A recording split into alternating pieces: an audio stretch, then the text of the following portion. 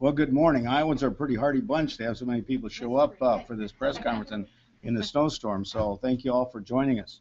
Uh, Today, the Lieutenant Governor and I, along with the Iowa Commission on Volunteer Service, are pleased to be joined by representatives from state government, the private sector, and higher education to announce the signing of Executive Order 84, creating the Governor's Council on National Service in Iowa. Service has been important to me throughout my years in office and frankly throughout my entire life. It was the subject of my first and my most recent inaugural address, and we're excited to be here today to be the first state in the country to launch a public-private effort to expand national service. The Council will come up with innovative ways to leverage the skills of citizens and in doing so make community service a priority. Last November, I was approached by John Bridgeland, former Chief Domestic Policy Advisor for President George W. Bush, who is co-chair of a national initiative called the Franklin Project. We have a representative from the Franklin Project with us today, Tess Mason Elder, with copies of the Franklin Project Plan of Action outlining the goal to engage 1 million young Americans in service to their country through the national service. I share in the belief stated by the Franklin Project that it is critical to engage more people in service to our state and our nation. Good things happen when citizens take the initiative to engage in their communities.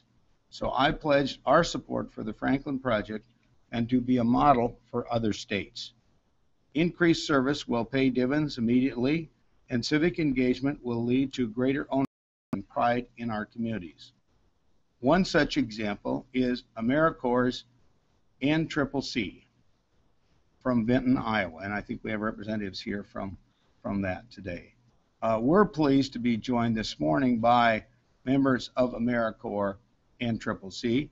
AmeriCorps' NCCC partner with FEMA to provide direct services at a lower cost following disasters.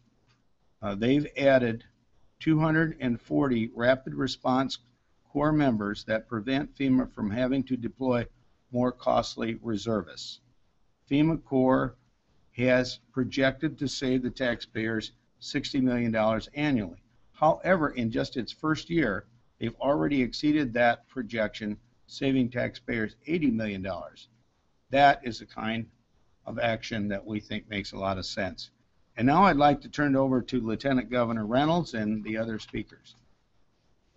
Well, good morning, and thank you, Governor Branstad. And volunteerism and community service is a priority of this administration. Already, Iowa ranks in the top 5 for volunteering by the Corporation for Community Service, and 5 cities, Iowa City, Des Moines, Cedar Rapids, Davenport, and Waterloo, rank in the top 25 for mid-sized cities.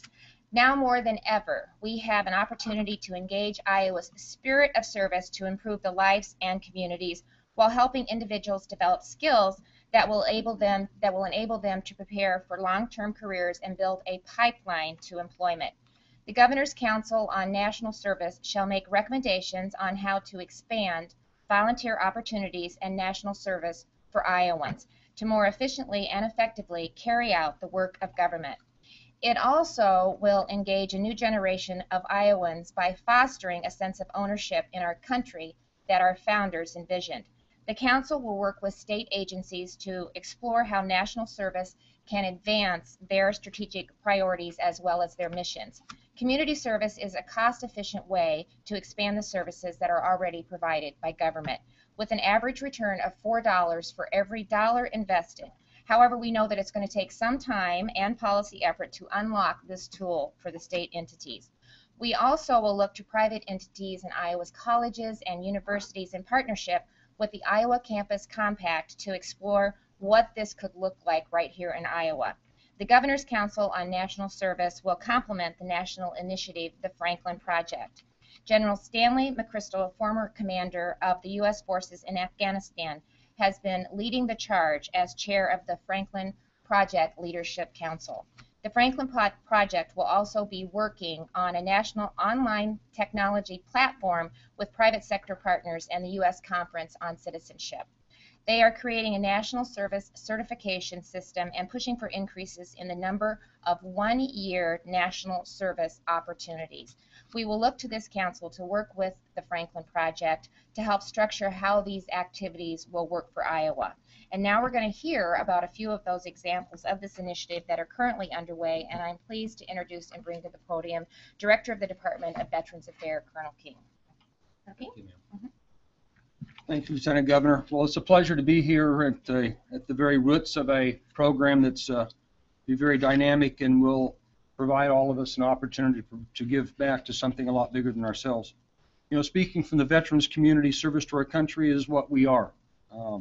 Personally, in 1968, I raised my right hand and said I'd stay for 6 years, and I stayed for 36 years. And then a few months ago, the phone rang, and I volunteered to come back to work again, and I'm really glad that I did.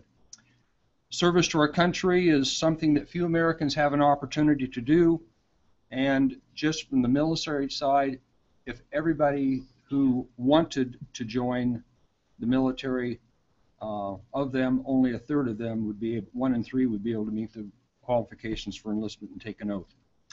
The Corporation for National and Community Service reports that they have 7 times as many applications as there are national service projects. So there's plenty of things out there that we can do. We can step up and help our communities and reach back into our roots of volunteerism, which the state, as the Lieutenant Governor noted, is one of the leaders in the nation, and give of ourselves to make our communities a lot better for everybody in them.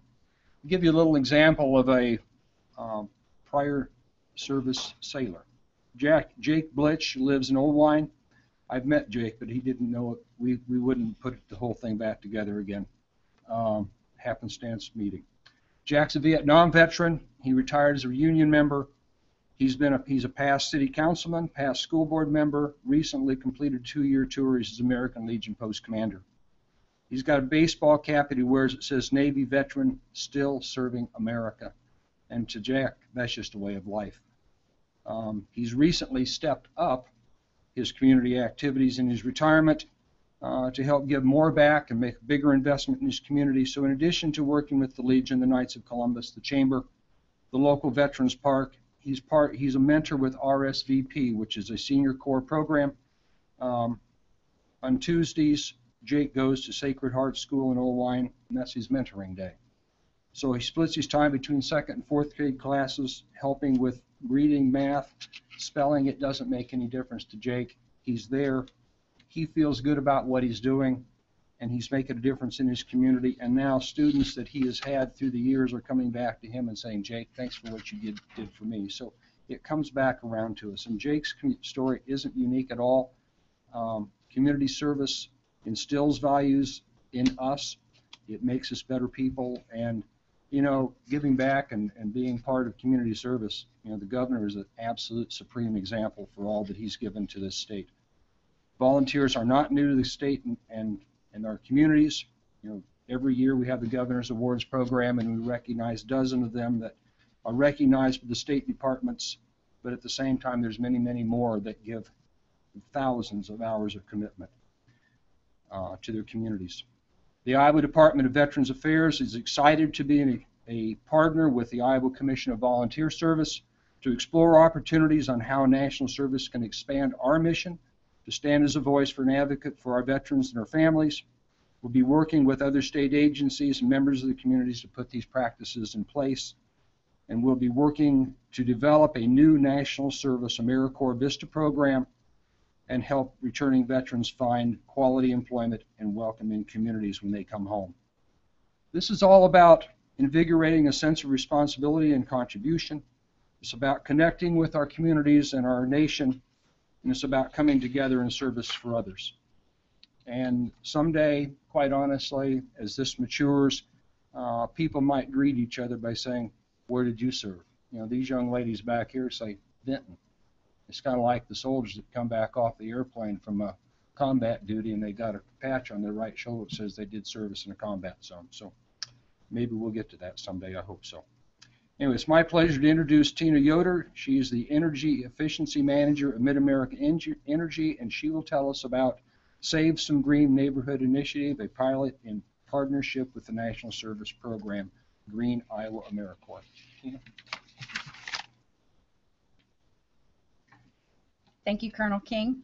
Mid-American has seen firsthand the power of national service organizations in bringing together the public and private sectors to meet community needs in regards to improving energy efficiency.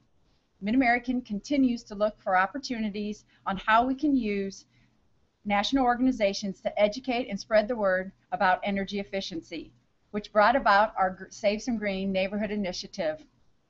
Mid-American Save Some Green neighborhood initiative was a pilot initiated and launched in 2013 in coordination with the City of Des Moines, the Center on Sustainable Communities, and Green Isle AmeriCorps.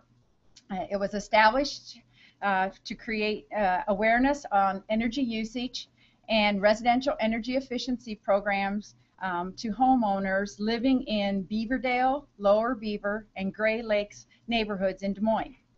With me today, I'd like to recognize Siobhan Spain with the Center on Sustainable Communities, who has been a great partner with this initiative. We also have with us several of our Green Iowa coordinators, including Aaron Howen, Haley Cannon, Stephanie Eisner, and Jessica Langner. And I'd also like to recognize Rob Buchanan with Alliant Energy. Alliant Energy will be working to fund a pilot program with Green AmeriCorps in 2014 and 15 as well. The 5 Green Iowa coordinators that are here today assist Mid-American in helping to spread awareness in regards to energy saving strategies and education about the residential energy efficiency programs available to the homeowners in these neighborhoods, and as well as the rest of the communities served by Mid-American Energy. In addition to educating customers about these residential energy efficiency programs, such as Home Check, our Home Check audits, and also the installation component of our Home Check audit, they also are out in the community at various events spreading the word about how to save energy and money.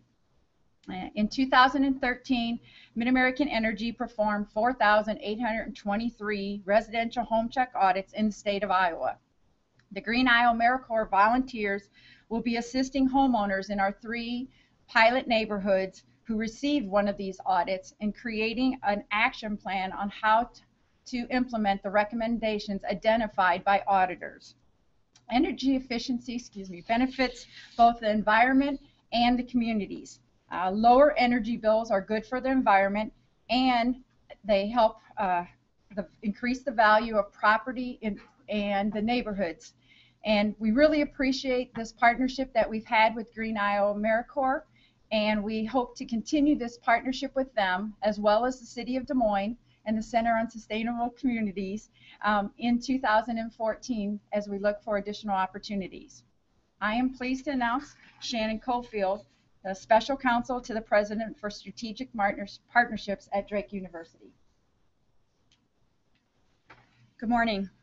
Drake University's mission is to provide an exceptional learning environment that prepares students for meaningful personal lives, professional accomplishments, and responsible global citizenship.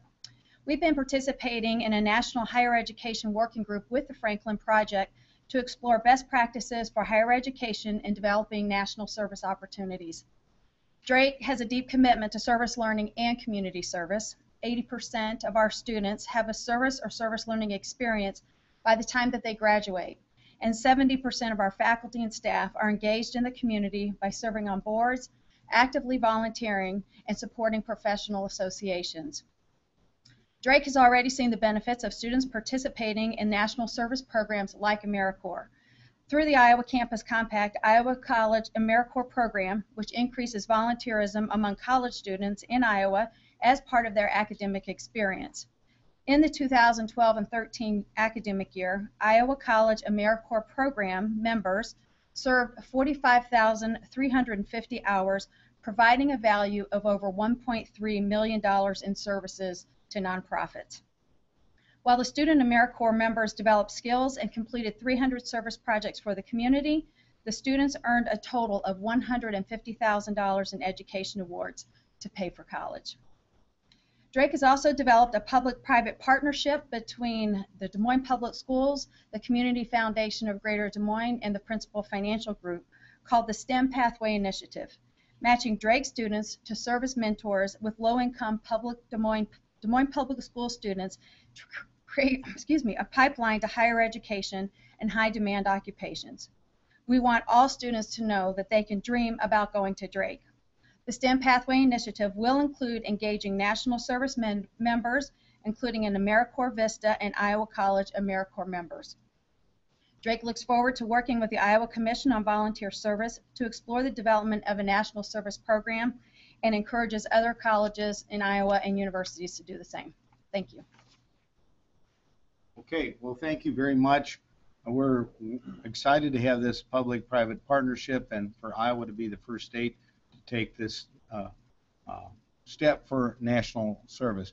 We will receive a preliminary report, I think, in the summer with the idea that the work would be completed and we'd have a final report and recommendations before the 1st of February. Be glad to respond to your questions for any of us. Questions on this? Governor, do you see the need for any additional funding from the state for a program like AmeriCorps or any other sort of? Well, once we have received this report by early next year, then we'll be in a situation to decide whether the state should provide additional resources. I think the great thing about this, and one of the first things I did when I became governor in 1983, I started the Governor's Volunteer Awards, and we've been doing that every year since 1983. And it's a great way to honor and recognize people that give so much of their time, talent, and resources to help other people. And Iowa has just a lot of people like that. Colonel King has been the MC at many of those events. And I've always been, the Lieutenant Governor and I present those awards, and we're very proud to see the amount of participation. We think this next step, working with this Franklin project and with this national effort, positions Iowa to be a real leader, and others will copy us. But we will work on this in a thoughtful, systematic way as a public-private partnership, receive the preliminary report next summer, and then have the final report in time to take action in 2015. Other questions? Okay. Thank you very much. We'll be glad to respond to questions on other subjects as well this morning. Yes? Governor, as you're probably aware, the Attorney General of the United States last week raised various questions. He was critical of 11 states. He included Iowa and talked about, expressed concern about disenfranchisement of black voters. Talk about that, and also, correct me if I'm wrong, but do you have any black department heads? Do you have any blacks in positions on your own staff? Because I'm not aware of that. Are you? Well, first of all, I would say I'm really proud of the record that we've had of appointing minorities to key positions, whether it's serving on boards or commissions or on my staff. You may recall Elmo Hawkins served on my staff for many years and then also served as a department head. We try to choose the very best people, but and also while I was at Des Moines University, we started the Glanton Scholarship for minority students, which now is an endowed scholarship of more than $1.4 billion. I'm disappointed that the Attorney General of the United States, who also was involved in that Fast and Furious project to give guns to drug smugglers in Mexico, would criticize Iowa without even knowing the Iowa Constitution. I think the Iowa Constitution makes it very clear. If you commit an infamous crime, which is considered a felony, you lose your rights. That includes your right to vote, run for public office, or possess firearms. Those rights can only be regained by executive action of the governor. And I learned a long time ago from a great 8th grade teacher named Lyra Seawig that as American citizens we have certain rights guaranteed by the Constitution, but with that needs to go respect for other people and their rights and responsibility of being an honest and good citizen. So if you commit an infamous crime and lose your rights, you could earn them back by paying your price to society, which means serving your time, paying your fine and court costs, and now the forgotten people in the criminal justice system are often the victims. In some cases, courts will require the perpetrator to make restitution to the victim. we require that that individual be current on making their restitution in order to get their rights back. I have not denied a restoration of rights to anybody that has met that criteria. And I think that's a very fair and balanced way. At least somebody that commits an infamous crime such as a felony ought to pay the court costs and the fine associated with that crime before they expect to get their rights restored.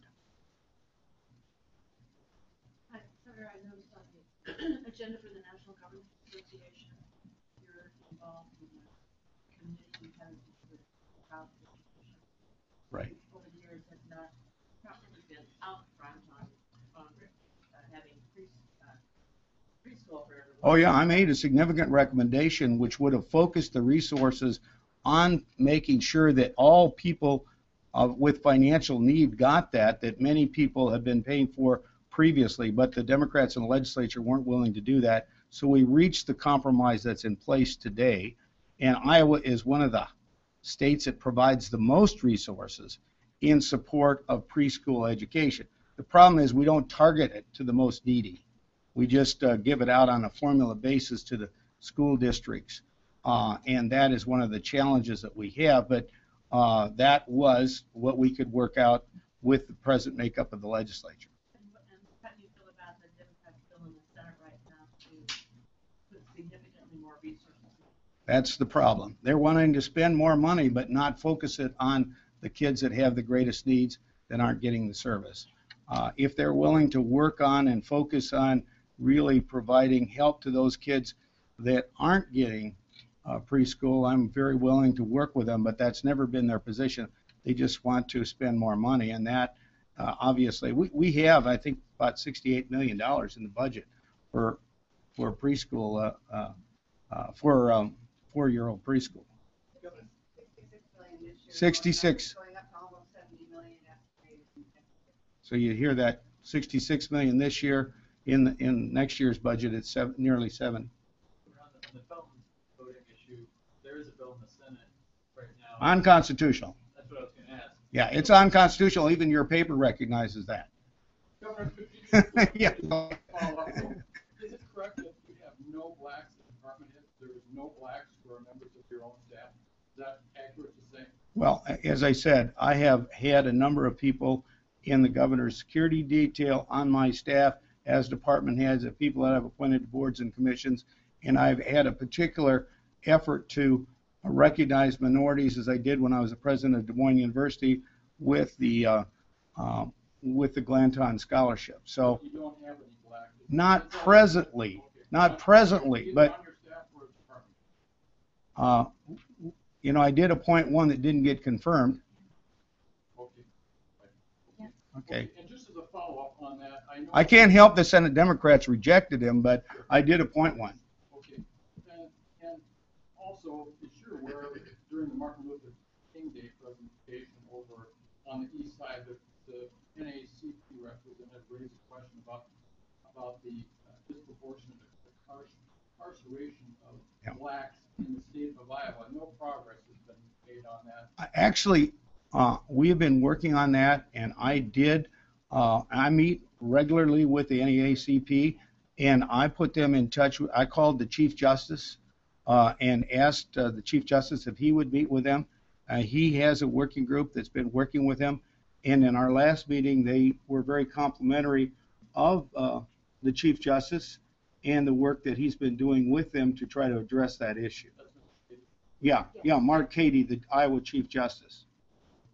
Yeah, I called Mark Cady and told him that I met regularly with the NAACP, and they had a concern about this. And this is really an issue that involves prosecution and sentencing. It's really not an issue that it directly affects the executive branch of government so much as it does the judicial. But he agreed to meet with them, and they've had, I think, more than one meeting. And at least in our last meeting, Yeah. they were very They were complimentary happy with the progress of the that was work that's being made. done. Are you going to put some private places neighbors that are in juvenile court system? Well- There's now a backing away in the Senate of this thing that health department be open. You mean Toledo? First of all, I'm pleased that they have recognized that they shouldn't be focusing on the institution. The focus needs to be on providing the best treatment and the best education for the kids. That was denied them at Toledo. And first of all, Department of Education has said there's 117 children who were denied their education. We have money on the budget to provide remedial education for those kids. We want to make sure, and by the way, they also were placing boys and girls in children in need of assistance and delinquent girls in the same facility. That doesn't make sense, and that's why it doesn't make sense to reopen that institution. Instead, what we've said is we need to place the kids where they can get the best services. Those should be in accredited institutions where they get the treatment and the education they deserve. And from my meetings with Disability Rights Iowa, I understand that's being done. With regard to delinquent girls, I don't think there's a one-size-fits-all. I think we ought to look at their individual needs and find their correct placement for them that meets their needs in terms of treatment and education. So if juvenile court officers say we need a facility such as a last stop. Well, folks, that's where I think, let me just say, that's the mistake. We should never say to kids, this is your last resort, this is the maximum security facility for you. Instead, we ought to say, we are placing you in a place where we think you could get the support and help you need to turn your life around. So I think philosophically, we need to go away from this corrections mentality and instead go to an idea of how we can provide the best treatment, support, and to help these kids that are troubled, that need assistance. Disability Rights Iowa pronounced the latest incarnation of what's being discussed a step in the right direction. Well, let me just say, the most important thing is that we focus on the needs of the children. That has been my focus from the beginning. That's the reason why I met with Disability Rights Iowa. That's why I signed the executive order to stop the excessive use of solitary confinement for children. And we found out that was still going on even after the report of the task force was made. That's the reason why we made the decision to move forward with alternative placements in accredited facilities that would provide the treatment and education needed. I want to continue to focus on the needs of the children. But I'd like an answer. Do you want them in private placement or do you want them in a state-run facility? And do you think the steps that Senate took this past week are step in the right? Well, I think that their efforts to interfere with the decisions of providing the best treatment for children have not been correct. I'm glad they backed off their insistence on reopening the institution. But I believe that we still need to keep the focus on the needs of the children. That has been our focus from the very beginning, and I will continue to work with Disability Rights Iowa, with Jerry Foxhoven and the task force, and with the juvenile court and the Department of Human Services to come up with the very best alternatives for each child. And I don't think it has to be a particular institution or one size fits all. I think it could be a combination of things, but it should be, the overriding thing should be, what is the best placement for this child so that they get the treatment that they need to turn their life around and so that they get the education that they have a right to receive. Jason, Catherine, final week legislature, you satisfied with where your agenda stands and work along? For the most part, yes. I think the legislature is making significant progress. We're pleased with the response that we received to the condition of the state address and with the movement of our priorities. We have, as you know, a very focused agenda. The centerpiece is our home-based Iowa, and it appears that virtually all parts of that are moving forward. Also, our broadband initiative, I think, is making good progress. The anti-bullying legislation, the program that we have to provide apprenticeship training, I think has received a broad bipartisan support, and also the initiative to rehabilitate abandoned public buildings to be used for commercial purposes. So those are our priorities, and I think progress is being made on all of them. I'm hopeful we can have another successful session like we did last year. As you know, these big issues tend not to be resolved until the final days of the legislative session, and it takes patience and perseverance to see it through. We intend to do that again this year. Governor, the Senate Democrats this morning calling you to support study school funding for the fall of 15. Any change on that, or do you still think they take that up? No, I support the direction House Republicans are going. I would point out when the Democrats had the governorship and the legislature, they didn't follow that precedent. They did not set allowable growth in those days, and then they underfunded education, and then remember Culver cut 10% across the board, which was devastating to schools and to property taxpayers. I don't want to go back to those bad old days. I don't want to make unrealistic promises that can't be fulfilled. I would point out we intend to continue on the path of fiscal responsibility with 2-year budgets and 5-year projections. We passed last year comprehensive education reform that's going to provide, and this is all state dollars, not property tax increases like allowable growth provided, 100% state funding for 4% growth for the coming school year. And we intend next year, when we address the budget, to put together a biennial budget. I intend to present it on the second day of the legislative session, which would be in January, with adequate time to address funding for the next 2 fiscal years. And I want to do it in a way that we are assured fits with the additional commitments we've already made on the teacher leadership program and to property tax relief in this state. And we can meet those obligations, but we can't promise the moon and put together unrealistic expectations that can't be fulfilled. And I think schools appreciate having stability and predictability, and we're going to keep that. Thank you, Governor. Thank you.